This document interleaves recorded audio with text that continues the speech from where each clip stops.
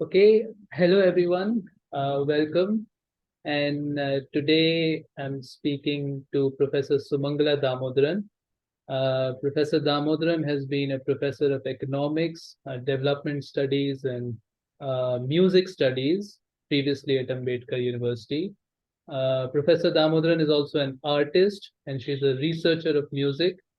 In particular, she has written the book The Radical Impulse Music in the Tradition of IPTA, IPTA standing for the Indian People's Theatre Association, which was one of the very significant cultural organizations that emerged during the period of India's freedom struggle. She has also done several albums and has collaborated with musicians around the world, particularly from Africa. So we are very happy to have you and thank you for doing this interview. Thank you. Thank you for the opportunity. So we decided to do this interview to mark the 125th birth anniversary of Paul Robeson because we felt that Paul Robeson, who at one point was perhaps one of the most well-known artists around the world, um, is someone whose legacy needs to be remembered and who is really a figure for our times. And Paul Robeson was somebody who was not just a singer, but a thinker. And so today, I want to ask Professor Damodaran some questions, both about Paul Robeson as a figure, but also about his ideas and music. So I will be reading out a few quotes from Paul Robeson's work, and then asking her questions related to them. And I should mention that in India, Paul Robeson was once a famous name, and his 60th birthday in 1958 was celebrated around the country. And so we feel that it's appropriate that even as we are in India, we are remembering the name and legacy of Paul Robeson. So I just wanted to start out by asking you, Professor Damodaran, as somebody who's done research in music, but also as somebody who is an artist, what the legacy of Paul Robeson means to you and what his name means to you. Yeah, well, at a personal level, the person called Paul Robeson entered my life when I was fairly young. I mean, when I was in my teens, and I was part of this music group called Parcham, and we used to sing protest songs in Delhi, and we used to travel around quite a large part of North India, often to the south also, and perform protest songs in different languages and which came from different traditions. So, I mean, we used to perform some songs in English as well, but most of it would be in Hindi and sometimes in other Indian languages, a few in Bengali as well. So, I first heard of Paul Robeson in that context as a towering figure in the world of protest music. And and then, of course, listening to Bistirno Dopare or Hemango Biswas's song about Paul Robeson.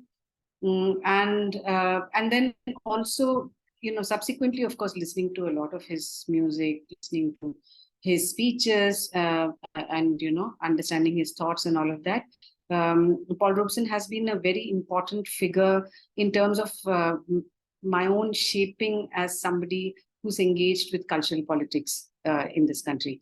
But more recently, say in the last 15 years or so, I see Paul Robeson as a very important figure in the unfolding of what I've called the radical impulse in different parts of the world in the early part of the 20th century. So whether it is, say from sometime in the 1910s or so onwards, with the growth of the democratic movement, with the growth of the union movement in the United States, and of course, then leading into fascism, the First World War, the Second World War, the peace movement, and so on, Paul Robeson became like a very important figure representing that radical impulse, which was not only from the movement for for racial equality or the civil rights movement, but also associated with the growth of the trade union movement in different parts of the world, and of course also anti-colonial struggles.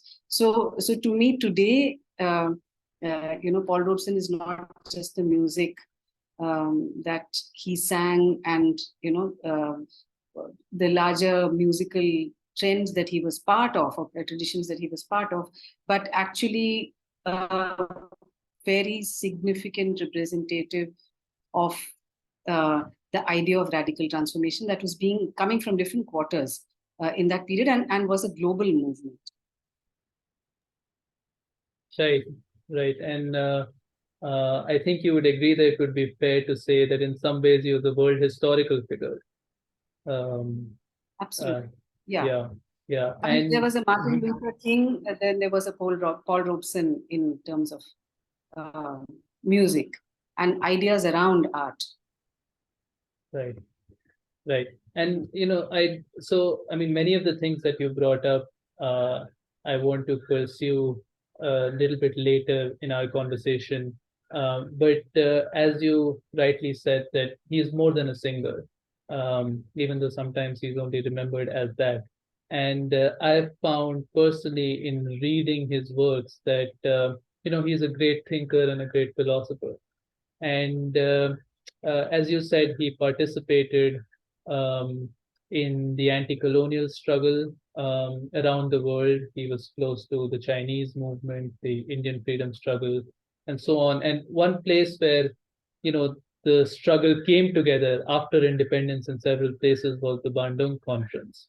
And so I just wanted to read out his message to the Bandung Conference. He could not attend the conference because the American government had confiscated his passport.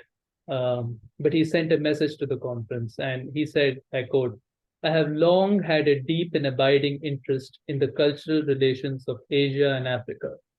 Years ago, I began my studies of African and Asian languages and learned about the rich and age old cultures of these mother continents of human civilization.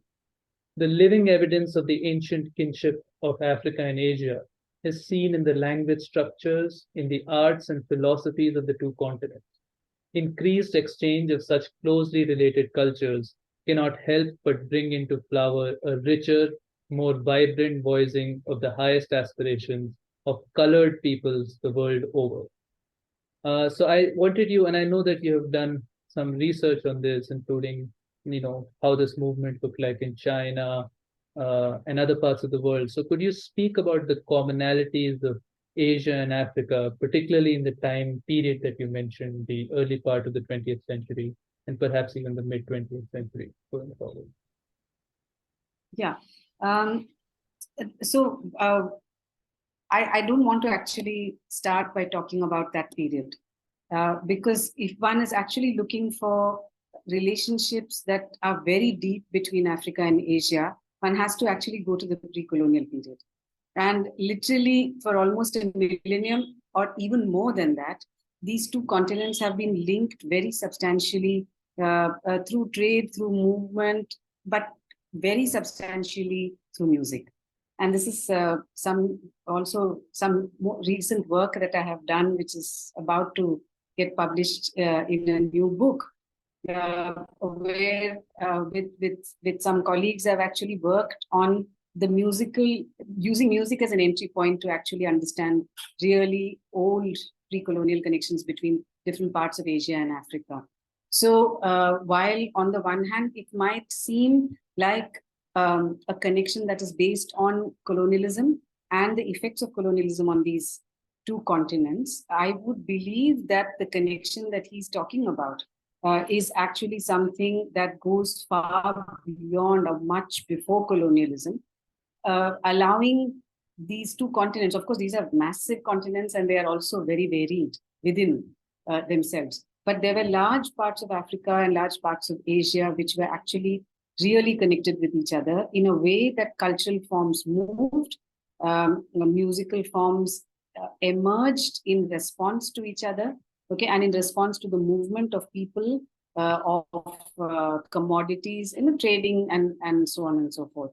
So, so this connection that he's talking about is not just a connection that is getting forged as a result of an anti-colonial feeling, but that anti-colonial connection itself, I believe, um, uh, comes because there are these cultural nuances that can be that resonate with each other. So in that sense, Afro Asia as a concept is a very live and vibrant concept, which then, given the history of colonialism and the fact that both these continents, substantial parts of both these continents, were subjected to British, French, Portuguese colonialism. I mean, Latin America was perhaps a little different, but Africa and Asia, in some sense, a large part of what happened with colonialism in Africa happened as a result of the colonial experiment in Asia, particularly in India. So in that sense, the connections are very strong. And but it's not just about solidarity. It's actually about a lot of resemblances and similarities. So something that he was picking up, instinctively as an artist, as a philosopher, as a political thinker, is something that actually is tangibly being uncovered through our research today. So the question that you're asking goes far beyond the period that we are discussing. And of course, in that period, that kind of natural affinity that emerged between the struggles of colored people, as he called all of us, also owes itself to older histories. And also, of course, to movements that were making this point very clearly, that the struggles of Afro-Asian people are real, and they are not disconnected. They are something that's that involves absolutely organic connections between cultural forms in these two continents. So that's very interesting that you say that, and I have to say I agree with you, and I think the way you put it, which in a sense these connections were being rediscovered in the anti-colonial struggle, and I wonder if you could, and I think I have to say I think Paul Robeson, like in other places, was a forerunner in this regard, and I know that he often would take songs from different parts, and because also he spoke 20 languages, he would sing them together and show the commonalities and so on. So I wonder if you could give an example of this kind, because what you said about a musical connection, I think this is much less known. I mean, people have talked about the trade and so on, but if you could give an example of this, pre-colonial connection. Yeah. So one example, or one set of examples would come from the music of African communities in different parts of Asia, which till this day, even if these are communities that don't necessarily call themselves African in any significant, the music retains strong traces of where they came from. So that there are, the Afro-Iranians, for example, Afro-Baluchis from Baluchistan, which is both from Pakistan as well as Iran. The Afro-Baluchis have musical forms which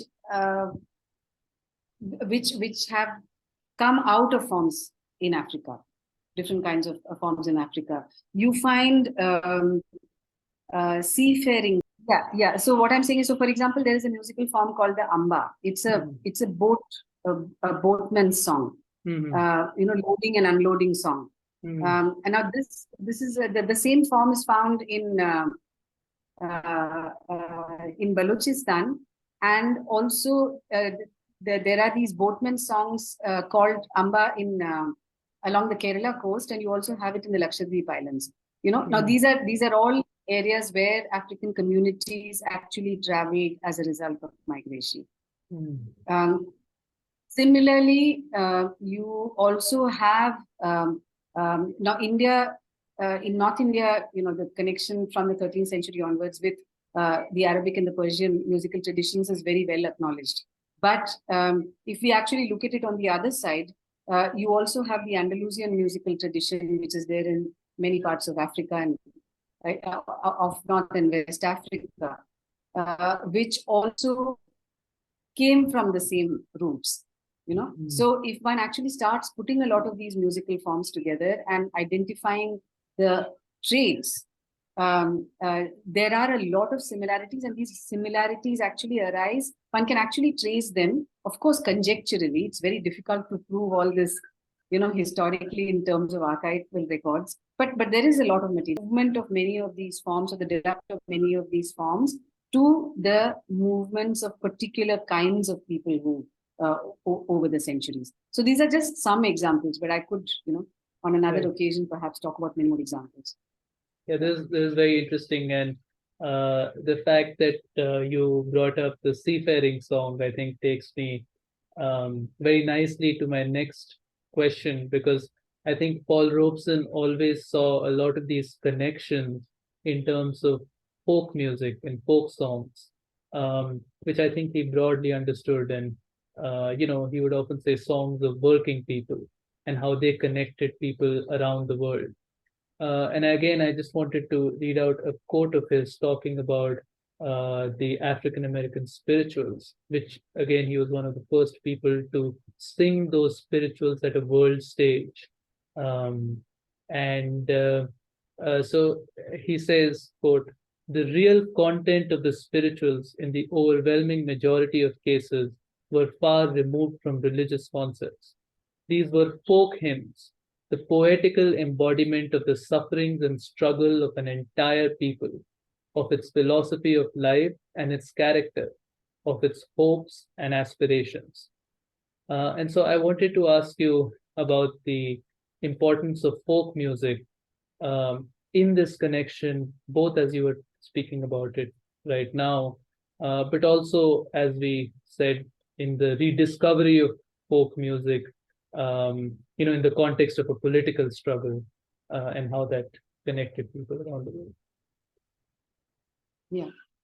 So I'm a little uncomfortable with this category of folk, because it is as if, although it's a category that everybody employs, including me.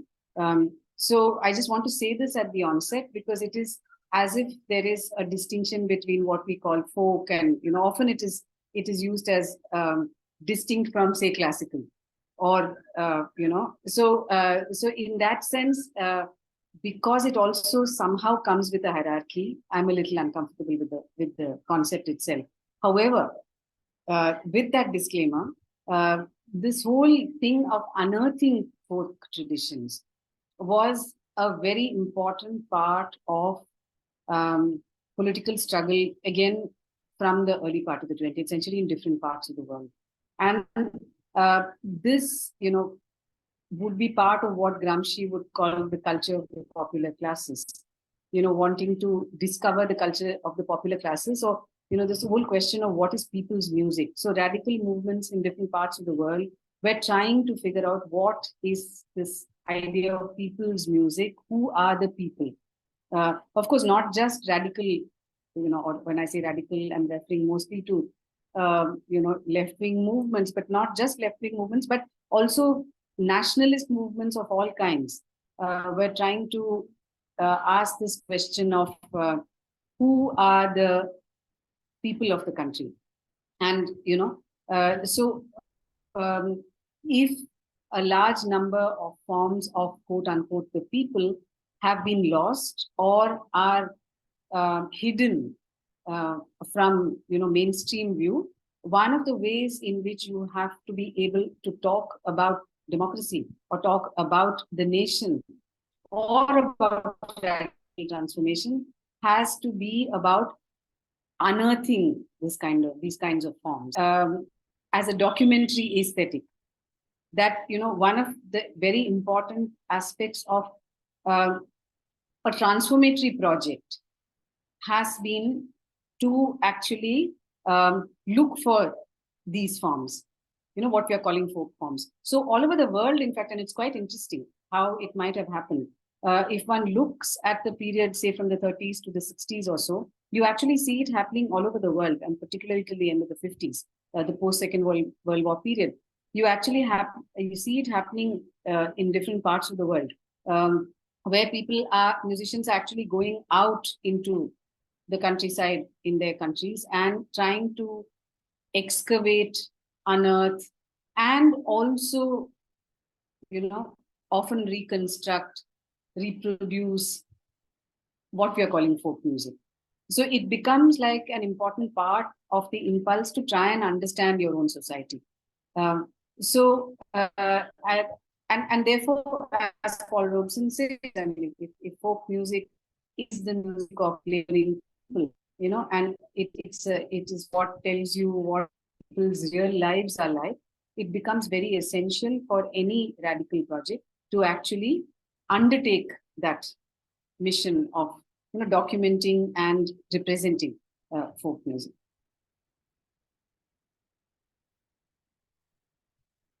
Right. I mean, yeah, it's interesting, the argument you're making. I mean, I think to some extent, Paul Robeson, in his advocacy, um, right, of, say, the African American spirituals, was precisely arguing against this hierarchy by saying that these are songs of my people, as he said, and these are songs that need to be sung around the world and heard around the world.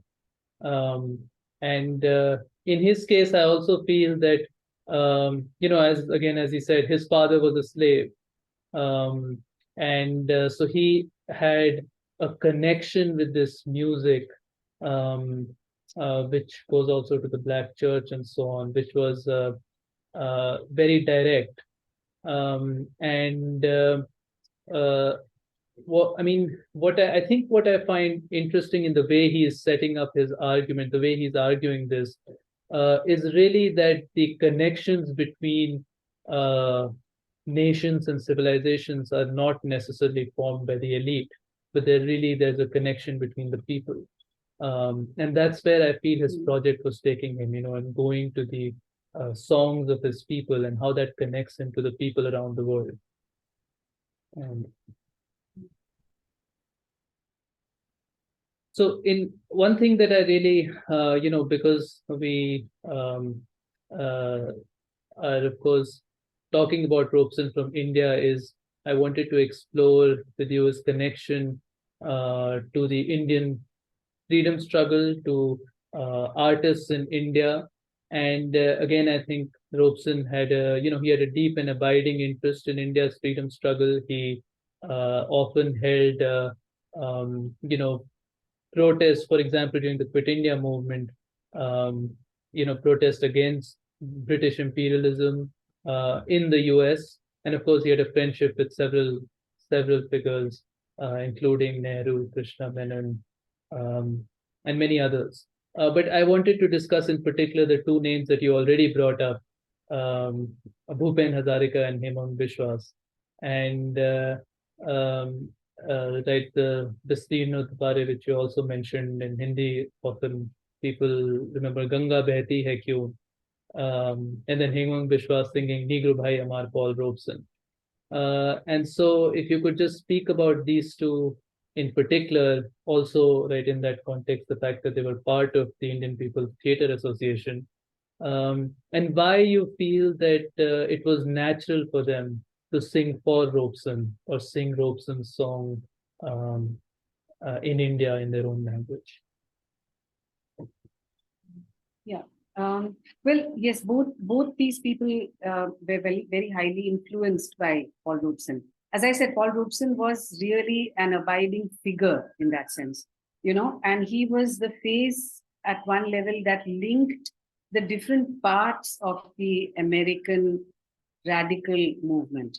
So the civil rights movement on the one hand and the union movement on the other. So he really was one of the faces, let me put it that way, who was representative of anti-imperialist struggles from the center of imperialism, but with somebody who actually did have a very close connection with the anti-colonial struggles in different parts of the world, and particularly, I mean, with India, he had a very special relationship. So, so in both their works, one can see a lot of impact of the figure of Paul Robeson. But it was not just Paul Robeson. Himango Bishash also had songs which were inspired by the Union songs from the United States. So John Henry, for example, is a very famous song of his, which was based, and the structure of that song is also very similar to the structure of a lot of the Union songs from the US. So I think they were also interested in working with form, both these people. So Bhupen Hazarika's Destino do Pare, I mean, the original one, of course, is in Ahomia, and then he translated it into Bangla and then into Hindi later on. He, I think, traveled to the US to do his PhD, and he met Paul Robeson there. Of course, he was very influenced by Old Man River. And so if you actually listen to both, you can see the similarities. Of course, the tune is the same. Okay, but Bhupen Hazarika very deftly Indianized it. So if you listen only to Bistirno Dupare, it's not a song that you would say is a foreign tune at all. In fact, I often use this as an example of the way in which Indian musicians worked with what one might call a Western idiom. Of course, not to say that Old Man River is necessarily Western. I mean, it also came from the African American spiritual tradition, as you're saying. But it has a very typical form to it. And Bhupen Hazarika worked very interestingly with it in terms of what he did to the meter, what he did with the pacing of the song, and so on. So, and turned it into an Indian song. So similarly, John Henry is a song which really stands out in terms even of Himango Bishash's repertoire. It's a kind of militant American Union song in Bengali. Now what were they thinking when they were? What was someone like Himango Bishash thinking when he was singing that song? How is it that he thought people in India would respond to it? So what I'm trying to say is that the engagement with Paul Robeson was also aesthetic. So he was this towering figure, but then they were also interested in the form of his music, which perhaps because it came from the African American spiritual tradition, also gave them enough material to actually work on and to see how it could appeal within India. So yes, I mean, he was a very important figure, but there were other figures as well. So Pete Seeger later on became a very important figure for Indians, within the Indian radical movement. Pete Seeger was very important. Yeah, that's interesting. I mean, one song that we all, many of us learn, "Hum honge kamyab," also is, of course, later translated the civil rights song. Yeah. And I mean, I've personally always been very fascinated by this, kind of deep link between Afro-America and India, both in terms of how the struggle took shape and the music. So you have, of course, the Martin Luther King Jr. and Mahatma Gandhi, but then you have several jazz musicians, very, very influenced by India. John Coltrane, Alice Coltrane, and it's. So just to ask you a little bit more on this, whether you think so I agree with you, what you were saying about the form and the aesthetics, but do you think there's also something which I don't know how to articulate, but I guess some commonality in the struggle, something at the basis in the philosophy that was connecting these two traditions in particular? Well, I'm not an authority on this, so I can't really answer this very well, except to say that kind of organic connection was something that people felt. So not just Coltrane, Don Cherry, Right. For example, was highly influenced by Indian, nuances, musical nuances, and so there clearly there is something about. I don't know whether it is about musical structures. It's about microtonal music, and the way in which microtonal music in the Indian microtonal music tradition is that seems to appeal and perhaps allows for resonances with jazz, which is also looping into exactly those kinds of nuances from a remembered Africa. But as I said, I'm not an expert on this, and I'd rather not say very much. But you're right. I mean, the instinctive affinity is something that has been quite remarkable, and particularly of African Americans, towards India. Right. So let me move on and just talk. Maybe we can just talk briefly. Again, this is something that you brought up, the peace movement. And I think even in your book, you say at one point that the Indian People's Theatre Association became linked with the peace movement, at a later stage. So again, let me just read out a quote by Paul Robeson, who was one of the founders of the World Peace Council, and really always participated in the battle for peace in the world. And he said, quote, "The culture we deal with comes from the people. We have an obligation to take it back to the people, to make them understand that in fighting for their cultural heritage, they fight for peace." And so I just wanted to say if you could speak about how this movement for peace and really a movement for revolutionary culture, how they came to be linked together.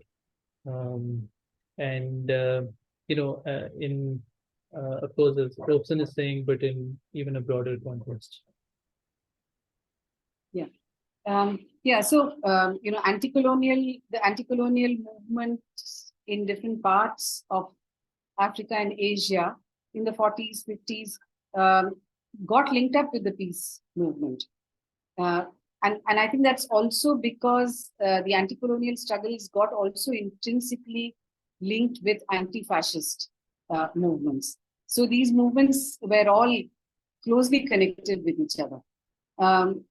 So in that sense, the call for revolutionary transformation, which meant independence from colonialism as a first step, and the call for revolutionary transformation of societies went with peace. And that's something that really happened in the middle of the 20th century. So therefore, being part of the peace movement has been something that has always been part of a radical transformatory project. So unlike what one might expect instinctively, that the call for revolution might be incompatible with peace defined in a larger sense, but these movements always grew together, and that's been the history later on as well. Right? So anti-war movements have been associated with radical politics. Whether it is against the Vietnam War or whether it is after the Gulf Wars, the peace movement and the radical movements have been very closely linked with each other.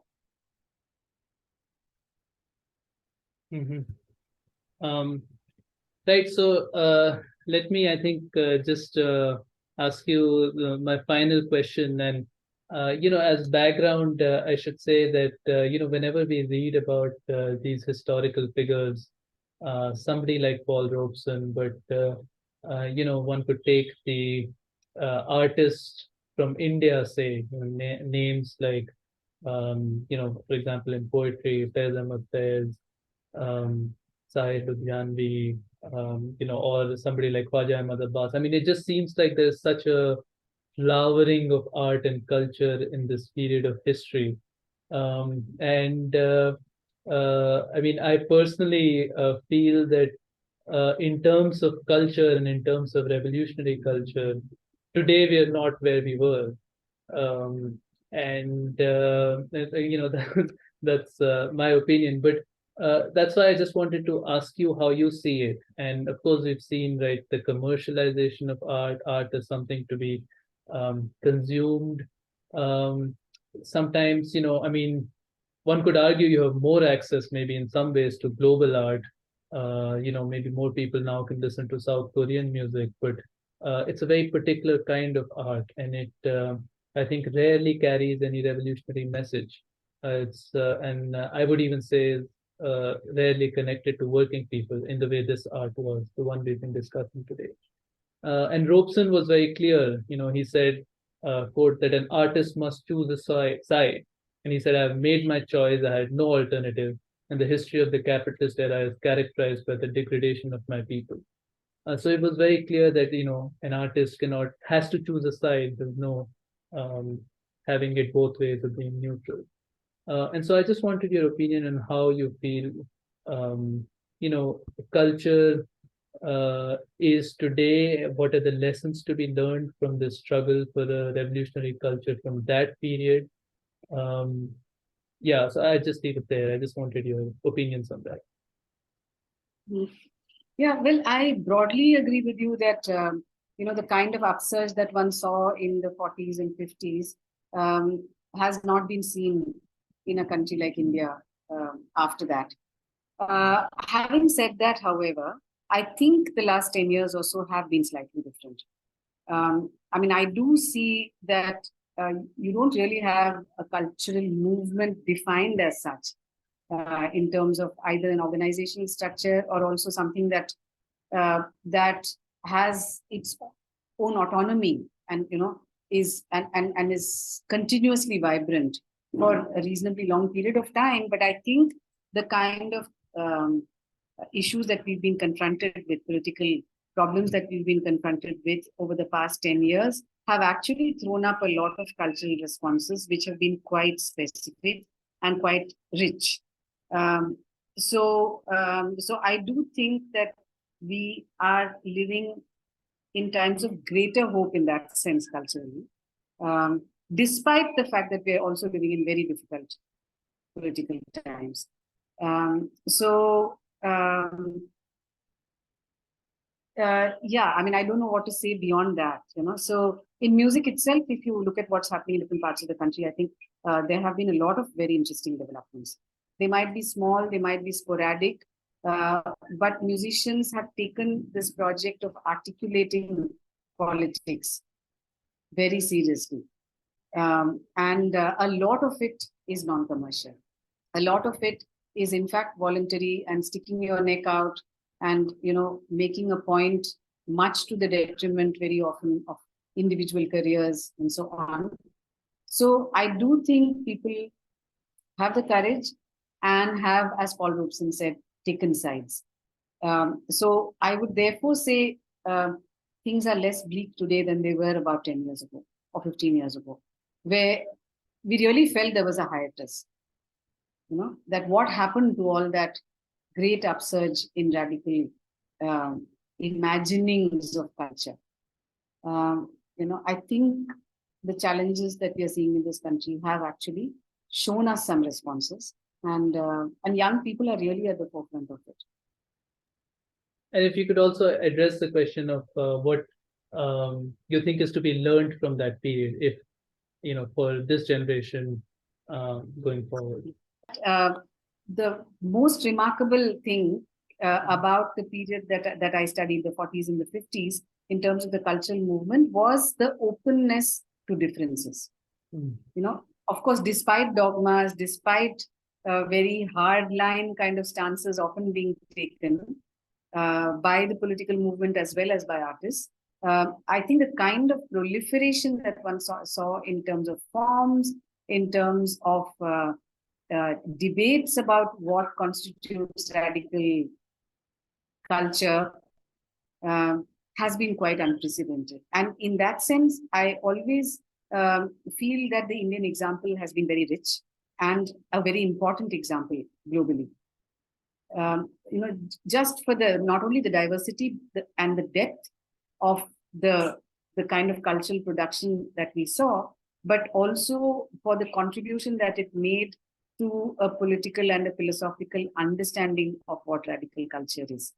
So, whether it's, and, engaging with all kinds of debates, which I think were cutting edge at that point, so Indian artists were asking very difficult questions and often fighting with each other, often not disagreeing. People used to break away, disappear from the movement and so on, but still it was a very vibrant period. So to me, the big question would be, how can one actually keep that openness? And you're open to change, you're open to diversity, you're open to being challenged, being pushed out of your comfort zone. If the artists in the 40s and 50s were willing to do that, I think that is what artists should be doing as part of any radical project. Okay, thank you very much. And on that note, I think we can end this conversation for today. And I just want to thank you again for taking the time and coming on. And I do think that this is a very important conversation that needs to be had. And it's central, some of the questions we're discussing today. A new kind of culture, as you're saying, these important debates on philosophical and ideological issues, how they relate to the culture that is produced and how it's important for a new generation. Yeah, so thank you for your